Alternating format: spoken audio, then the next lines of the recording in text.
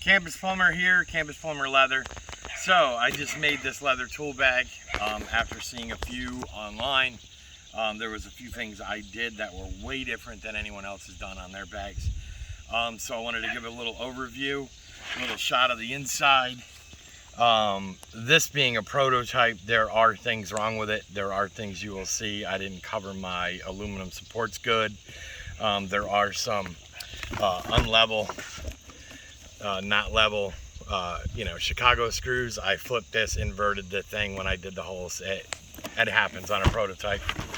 And then having used a different leather for this, a different leather for this, there's multiple different leathers.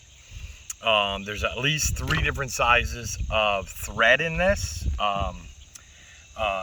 Different styles of thread, different colors of thread. It happens. I was learning. So anyway, this being hand stitched here and here. This one here, so you see how these are even. And then over here, this one on the one end ended up really long. I wish I'd have done the rest that way so it wouldn't be doing this down here, but I can't change that now. What I did want to show, major difference of this leather tool bag as opposed to others on the market, and I've never had those, so I'm not picking on those. You get me more. So what I did want to expose on this that is majorly different is I've overlapped the sides so that you don't get crushing right here. I've seen a couple of them crush right here and sag down on the way they were done. The other thing is you will see no rivets or sewing or anything on the bottom. This bag will not scratch a wood floor. It will not scratch paint.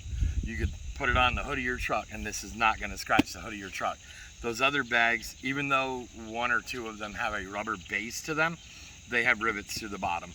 You put that on a floor and slide it, that rivet is sliding on the floor. So I'm not sure what the idea behind that design is, but my design was to wet mold this piece, 2x4s, everything. I oversized. I beat it down on some 2x4s in a frame and made this wet molded about 1 inch high all the way around, and then tied my sides to it in a way that with all of the Chicago screws that I have involved here is that everything can be taken apart. This loop right here can be taken out and removed. This whole panel can be removed, although these are sewn in. This panel can be removed, resized, and another one can be put in with different panels.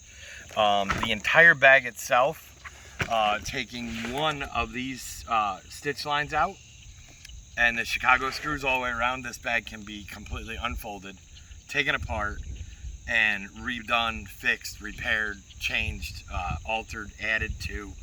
This pocket would come off if he doesn't like the pocket, and just Chicago screws plain. It's fine. This pocket could be removed. I also added this in with snaps. It's just a little pouch. You can fit a few things in this pouch. Right now I just got a couple things in it just to show that you can put stuff in it. And it goes back in right here with 4 snaps, 2 on the top, 2 on the bottom.